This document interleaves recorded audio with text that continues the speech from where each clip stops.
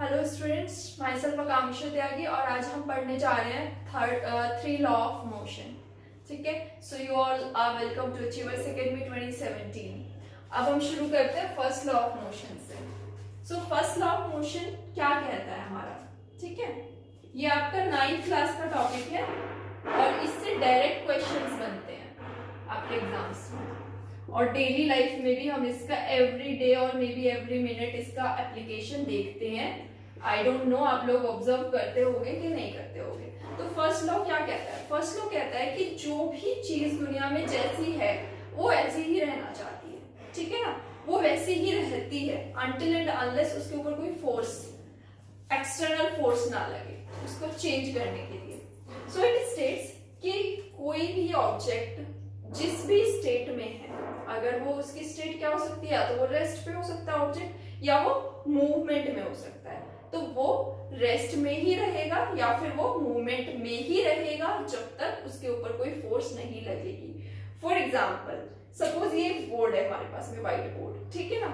अब ये क्या है, ये रेस्ट में है, तो ये रेस्ट में रहेगा तब तक जब तक इसके ऊपर कोई आके इसे यहाँ से हटाएगा नहीं, तब तक ये रेस्ट में रहेगा। हटाने का मतलब कोई इस पे फोर्स नहीं लगाएगा, तब तक ये उसी में रहेगा। ठीक है, एक हमने बॉल अगर आपने स्लाइड करी फ्लोर पे, ठीक है ना, तो वो मूवमेंट में ही रहेगी। अब आप समझोगे कि वो तो एक टाइम पे जाके रुक जाएगी, तो वो रुकती क्यों है? क्योंकि एक आपने पढ़ा होगा एक वर्ड फ्रिक्शन होता है। फ्रिक्शन एक ऐसी फोर्स होती है जो मूवमेंट को रोकती है, तो वो फ्रिक्शन की वजह से बॉल रुकती है। अगर इस दुनिया में फ्रिक्शन ना हो तो हमें चलते रहेंगे तो हम चलते ही रहेंगे। ठीक है ना, ये फ्रिक्शन की वजह से, फ्रिक्शन का बहुत बहुत ज्यादा यूज है हमारी लाइफ में, एवरीडे लाइफ में, तभी हम वॉक कर पा रहे हैं। सो इस लॉ में कुछ भी नहीं है, इट सिंपली स्टेट्स कि जो भी चीज जैसी भी है वो वैसी ही रहना चाहती है।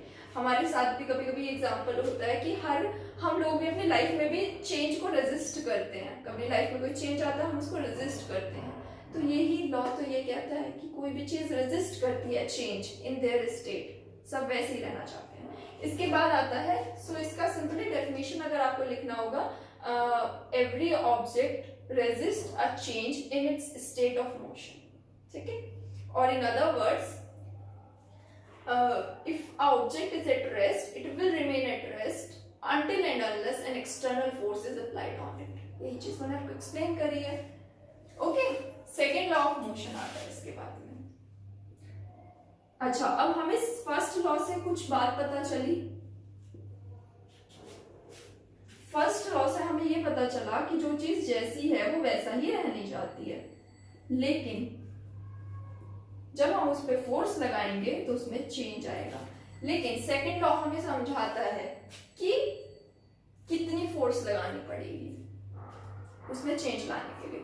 सपोज एक ऑब्जेक्ट है हमारे पास में, ठीक है ना, वो ऑब्जेक्ट है, उसका मास कुछ कम है, तो अगर हमें उस पे जो कम मास पे हमें ज्यादा फोर्स लगानी पड़ेगी या कम लगानी पड़ेगी? अगर सपोज ये इसका कुछ मास है इस मार्कर का, ठीक है ना, तो इसको उठाने के लिए, इसकी स्टेट को चेंज करने के लिए हमें क्या करना पड़ेगा? फोर्स लगानी पड़ेगी, तो कम लगानी पड़ेगी। लेकिन अगर कोई हैवी ऑब्जेक्ट है, ठीक है ना, सपोज हम लिखते हैं एक हैवी टेबल लेते हैं, ठीक है, तो उसको उठाने के लिए हमें ज्यादा फोर्स लगानी पड़ेगी। तो सेकंड लॉ हमें ये समझाता है कि हमें कितनी फोर्स लगानी पड़ेगी।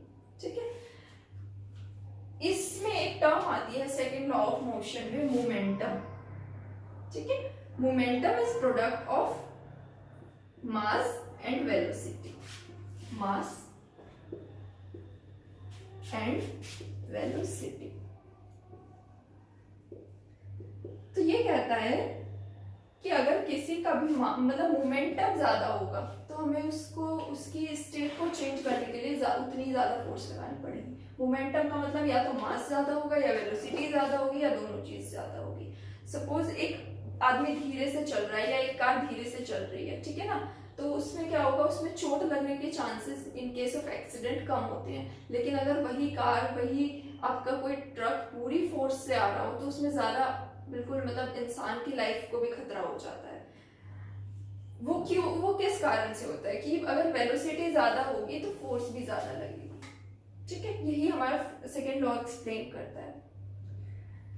इसमें एक फॉर्मूला आता है, force is equal to mass into acceleration into ए।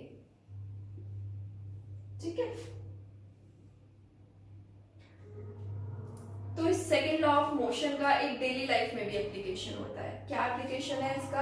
आप लोगों ने क्रिकेट मैच देखा होगा, तो क्रिकेट मैच में फील्डर्स क्या करते हैं, फील्डर्स आपके बॉल को तुरंत कैच नहीं करते, वो उसको क्या करेंगे, वो उसको पूरा टाइम देते हैं, प्रॉपर अपने हाथ को पीछे ले जाएंगे, ताकि उसमें क्या होता है, उसकी वेलोसिटी जो बॉल की होती है वो काफी हद तक कम हो जाती है। ठीक है ना, तो वेलोसिटी कम हो जाएगी उसकी बॉल की, तो हमारे हाथों पे जो इम्पैक्ट होगा, उसका बॉल का जो इम्पैक्ट होगा वो भी कम हो जाएगा ऑब्वियसली।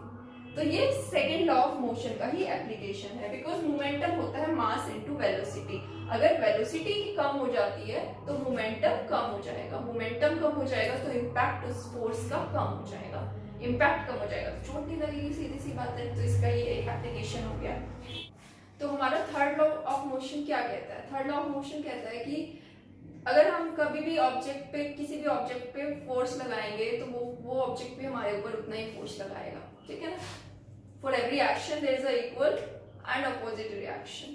तो इन सब चीजों का क्या होता है, इन सब चीजों का एक डेली लाइफ में भी, ये तो लॉ ऑफ मोशन है, इनका आप देखोगे अपनी आम जिंदगी में भी इनका एप्लीकेशन होता है। सो इनको सिर्फ बुकिश लैंग्वेज में समझने की बजाय आप इसको डेली लाइफ में इसका क्या एप्लीकेशन हो रहा है उसको भी समझिए। नॉर्मली मैंने देखा है कि ये जो लॉ ऑफ मोशन है, थर्ड लॉ ऑफ मोशन, ये लोगों के बिहेवियर में भी नजर आता है। जैसे हम जिससे बिहेव करेंगे सामने वाला इंसान वैसे हमारे बारे में सोचता है, हमारे बारे में समझता है। तो ये वही चीज होती है, जैसा हम जिसके बारे में सोचेंगे सामने वाला भी ऐसे ही सोचेगा। सो क्या है ये? थर्ड लॉ ऑफ मोशन ही है ये। For every action there is equal and opposite reaction. इसमें आपका आता है, जैसे कि आपने एक बॉल थ्रो करी दीवार पे, ठीक है ना, अगर आपको अपनी एग्जाम में ये लिखना होगा इसका आंसर, तो हम वो डेली लाइफ वाला, वो लोगों के बिहेवियर वाला एग्जाम्पल तो नहीं लिख सकते, वो सिर्फ हम समझने के लिए मैंने आपको बताया। लेकिन अगर आपको लिखना है, सपोज आपने एक बॉल को फेंका, थ्रो किया एट द बॉल, तो क्या होगा, वो बॉल वापस आपके पास आ जाएगी। ये क्यों हो रहा है? आपने तो उसको इस डायरेक्शन में फेंका था, क्योंकि जो बॉल है वो उतने ही मैग्नीट्यूड में आपको वापस पकड़ा देगी बॉल। होता है नहीं होता ये फोर्स कहाँ से आ रही है? वो बॉल आपके पास वापस कैसे आ गई? किसने फेंकी? वहां तो कोई है नहीं, वहां बॉल है, और वो बॉल अपोजिट डायरेक्शन में उतने ही मैग्नीट्यूड में आपका फोर्स लगा देगी। ठीक है ना, तो ये थर्ड लॉ ऑफ मोशन हो गया। लेकिन एक बात है इसमें थर्ड लॉ ऑफ मोशन में, कि थर्ड लॉ ऑफ मोशन में ये बात है कि जो वापस हमारे ऊपर जो फोर्स आएगी, ठीक है ना, वो डिपेंड करता है कि वो किस ऑब्जेक्ट पे आ रही है। जैसे कि मैं आपको एक एग्जांपल देती हूँ, जैसे हमने जब, जो लोग गन चलाना जानते होंगे या जो जानते हैं वो बताते हैं कि जब हम गन को चलाते हैं तो ऊपर से हमारे हाथ पे भी एक फोर्स लगती है। ठीक है, तो ये एक एग्जांपल है थर्ड लॉ ऑफ मोशन का।